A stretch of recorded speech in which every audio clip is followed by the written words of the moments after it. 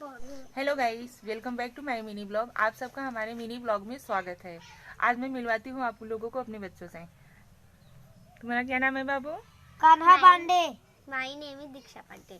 My name is Kanha Pandey. School का क्या नाम है तुम्हारा? JBS public school. English medium है या हिंदी है? इंग्लिश मीडियम है। अच्छा कानू, तुम्हें स्कूल में सब लोग क्या बुलाते हैं? श्रेयांश। पूरा नाम बोलो। श्रेयांश पांडे। और तुम्हें? Dikshu. बिच्छू बुलाते हैं। अच्छा। अभी कान्हा से पूछती हूँ। हाँ कान्हा, तुम्हारे पापा का क्या नाम है? मनोज पांडे। और मम्मा का? निशा पांडे। अच्छा, स्कूल डेली जाते हो? हाँ अपने मन से जाते हो? खुशी खुशी जाते हो? हाँ नहीं, No. रोते हो ना? हाँ मुझे देखो, क्या कर रहे हो?